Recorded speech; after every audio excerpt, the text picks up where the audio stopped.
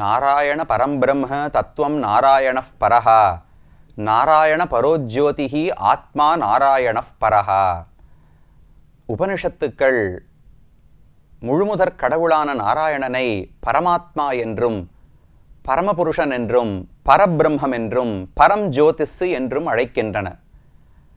அப்படி உலகத்தையே படைத்து காத்து அழிக்கக்கூடியவராகவும் தன்னுடைய பக்தர்களுக்கு மோட்சத்தையும் எல்லையற்ற ஆனந்தத்தையும் வழங்கக்கூடியவராகவும் ஸ்ரீமன் நாராயணன் திகழ்கிறார். அந்த நாராயணன் தான் வைகுந்தத்தில் எந்த பெயரோடு இருக்கிறாரோ அதே நாராயண நாமத்தோடு விளங்கக்கூடிய திருத்தலம்தான் பதரிகாசிரமம் என்று கங்கை கரையில் ஹிமாச்சலத்துக்கு உள்ளே இருக்கக்கூடிய உயர்ந்த திருத்தலம்.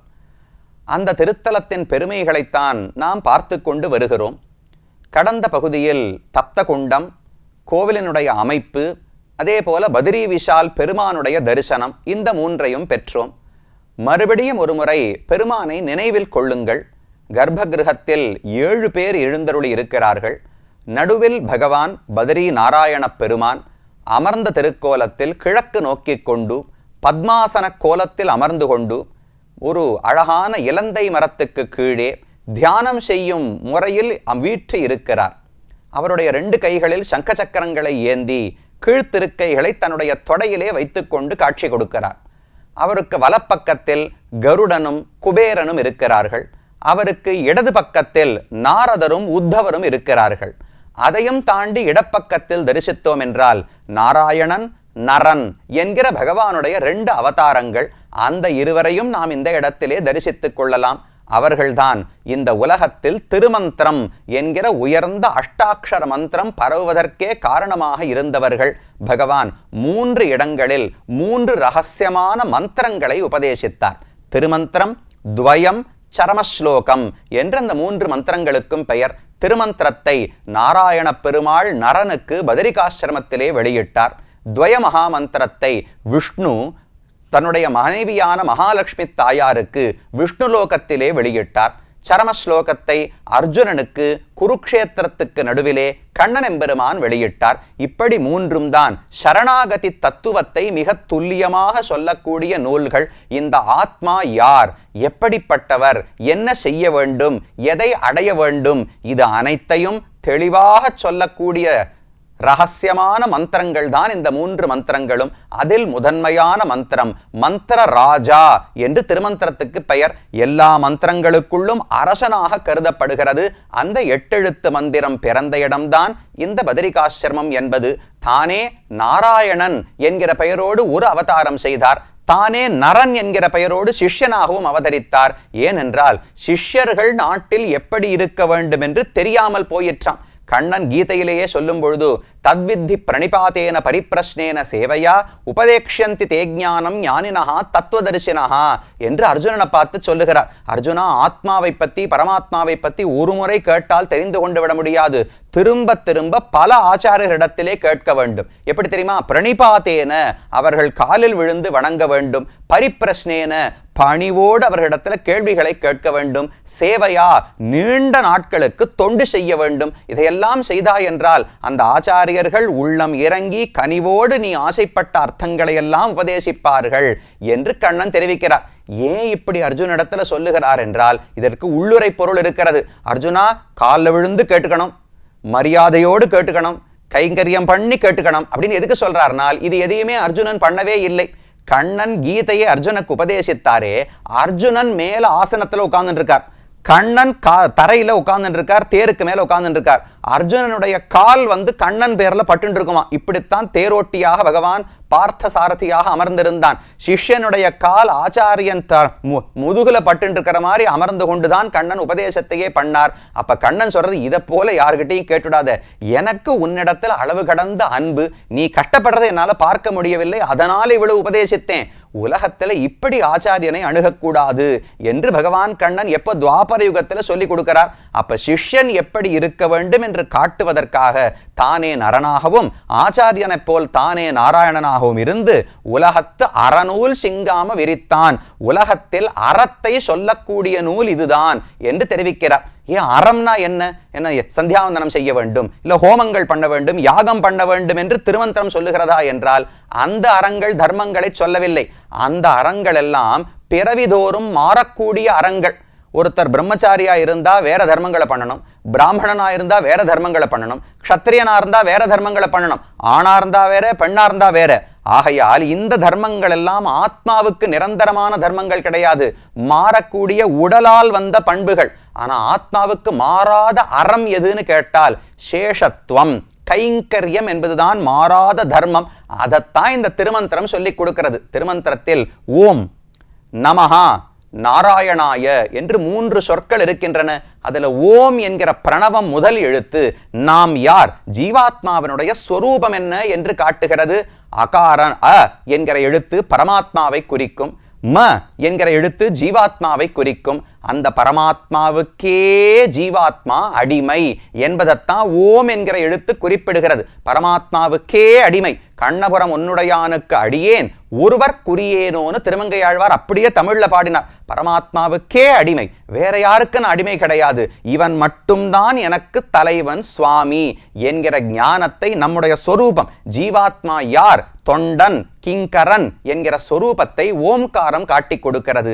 அடுத்தது நமஹா என்கிற சொல். நான் முக்தி அடைய வேண்டும். எப்படி முக்தி அடைகிறது? என் முயற்சியால் முக்தி அடையலாமானால் ந மகா, என்னால எனக்கு நல்லது தேடிக்கொள்ள முடியாது.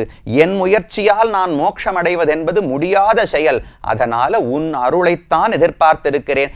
என்னால் என்னை காத்து கொள்ள முடியாது. கைகூப்பிடுறோம் இல்லையோ, கைகூப்பிட்டோம்னாலே சுவாமி என்னால முடியாது, நீர் பார்த்து பண்ணும். எனக்கு வைகுந்தத்துக்கு போகணும் நிறைய ஆசை இருக்கு, ஆனா அதற்கு வேண்டிய தகுதிகளோ அதற்கு வேண்டிய முயற்சியோ என்னிடத்தில் இருக்கவில்லை. அதனால நீயே உதவ வேண்டும் என்று பகவானிடத்துல பிரார்த்திக்கிறோம். நமஹா என்றால் கைகூப்புகிறோம். கைகூப்பினாலே என்னால் முடியாது, நீ பார்த்து எனக்கு அனுகிரகிக்க வேண்டும் என்கிற பிரார்த்தனை தான் நமஹா. அப்ப மோட்சமடைவதற்கான வழி என்ன? நான் அல்ல, என் முயற்சி அல்ல, உன்னுடைய அருள்தான் என்பது நமஹா என்கிற சொல்லினுடைய பொருள். கடைசியில நாராயணாய, மோட்சத்தை அடைந்து என்ன செய்ய வேண்டும், வாழ்க்கையினுடைய பயன் என்ன, ஆத்மாவினுடைய இலக்கு என்னன்னு கேட்டால் நாராயணனுக்கே கைங்கரியம் செய்ய வேண்டும். அவனுக்காகவே இருக்கணும், எனக்காக நான் வாழக்கூடாது. என்னுடைய தலைவன், என்னுடைய தந்தை, என்னுடைய சுவாமி ஒருத்தர் இருக்கார்னால் அவருக்காகவே உழைக்கணும், அவருடைய ஆனந்தத்துக்காகவே நான் வாழ வேண்டும். இதுதான் நான் ஆசைப்படும் இலக்கு என்று 3வது சொல் சொல்லுகிறது. அப்ப ஸ்வரூபம், உபாயம், பலம் என்று தெரிவிப்பார்கள். ஸ்வரூபம் என்றால் ஆத்மா யார் என்பதை பிரணவம் சொல்லிக் கொடுக்கிறது. நீ ஆத்மாவுக்கு தொண்டன் என்று. சரி, மோட்சம் அடைவதற்கு வழி என்ன? பகவான் தான் வழி. நமஹா, என்னால முடியாது, அவர்தான் ரட்சிக்க வேண்டும்னு நமசப்தம் சொல்லுகிறது.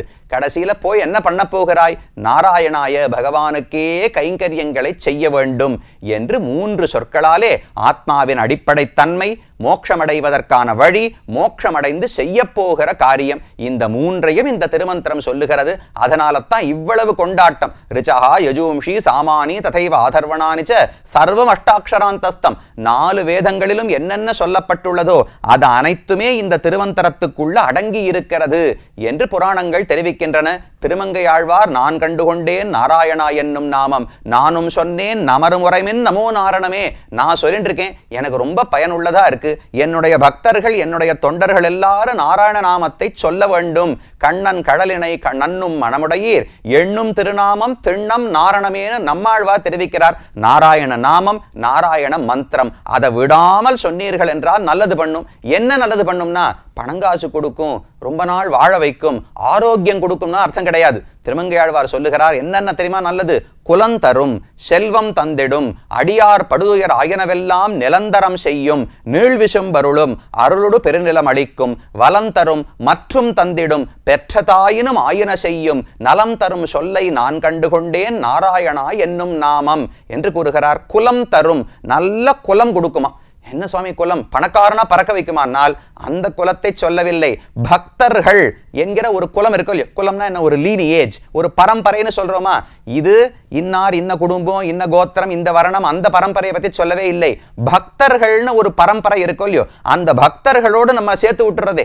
நேத்து வரைக்கும் நான் பக்தனா இருக்கல, திருமந்திரத்தை தெரிஞ்ச உடனே பக்தனாக ஆகிவிட்டேன். அப்ப பக்தர்கள், பகவானுடைய தொண்டர்கள் என்கிற ஒரு குலத்திலே எனக்கும் ஒரு பிறவியை, ஒரு என்ட்ரி கொடுக்கிறது. குலம் தரும், செல்வம் தந்திடும். செல்வம்னா பணங்காசு கிடையாது, கைங்கரியம் தான் செல்வம். ஒரு ஜீவாத்மா தொண்டன் என்று புரிந்து கொண்டு விட்டால் தொண்டுதானே செல்வமாக இருக்க வேண்டும். அப்ப செல்வம் தந்திடும், கைங்கரியத்தை கொடுக்கும்.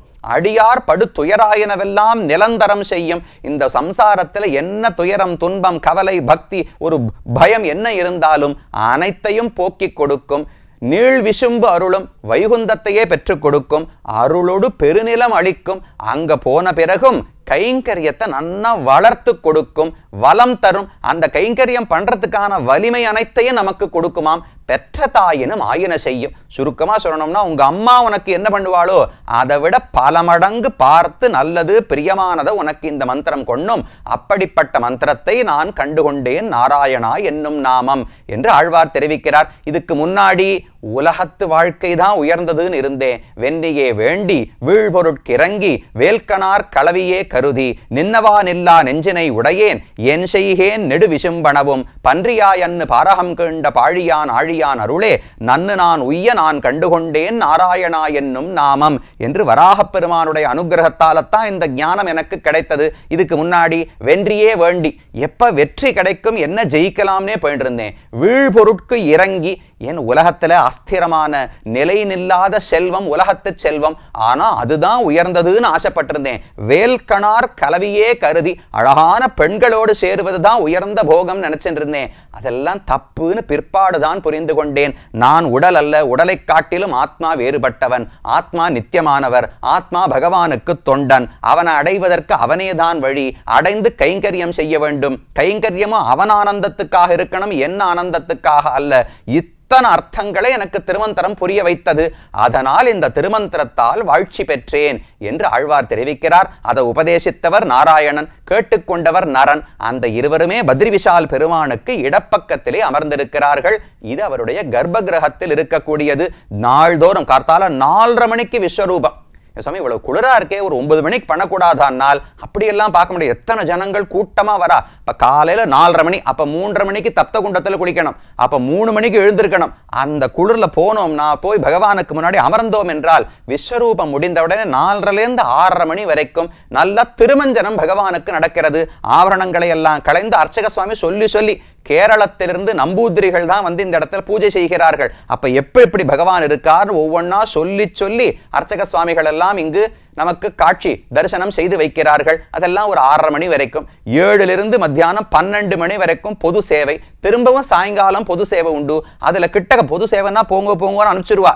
கிட்டக்க போகணும்னால் வேத பாடம் அல்லது கீதா பாட் அப்படின்னு ஒரு தரிசனம் இருக்கு. அதுக்கு ஒரு கட்டணம் கட்டினோம்னா பெருமானுக்கு முன்னாடி போய் உட்காத்தி வச்சிருவா. உட்காத்தி வச்சு கொஞ்சம் வேத மந்திரங்களை எல்லாம் சொல்லி, பகவத்கீதை எல்லாம் சொல்லி, பகவானுடைய பிரசாதத்தை எல்லாம் கொடுத்து நன்னா சேவை பண்ணி வைத்து அனுப்பி வைக்கிறார்கள். இதெல்லாம் நாள் முழுக்க. சாயங்கால வேளையில ஒரு ஹாரதி உண்டு. அது முடிந்த பிறகு ராத்திரி 8:45 மணிக்குத்தான் சயனஹாரதி. அதற்கு கீத கோவிந்த சேவை என்று பெயர் சொல்லப்படுகிறது. அந்த சயனஹாரதியோடு பகவானுடைய தரிசனம் முடிவடைகிறது. 9 மணிக்கு 9:30 மணிக்கு மூடிட்டானா திரும்ப அடுத்த நாள் கார்த்தால 4:30 மணியிலிருந்து சேவிக்கலாம். இப்படி ஆனந்தமான ஒரு வாழ்க்கை. பத்ரிகாசிரமத்தில் பெருமான திரும்ப திரும்ப சேவித்துக் கொண்டிருக்கலாம். இன்னும் பல இடங்கள் உள்ளன இங்கு நாம் தரிசிப்பதற்கு. அவை என்னன்னு ஒவ்வொன்றாக வரும் பகுதிகளிலே பார்க்கலாம்.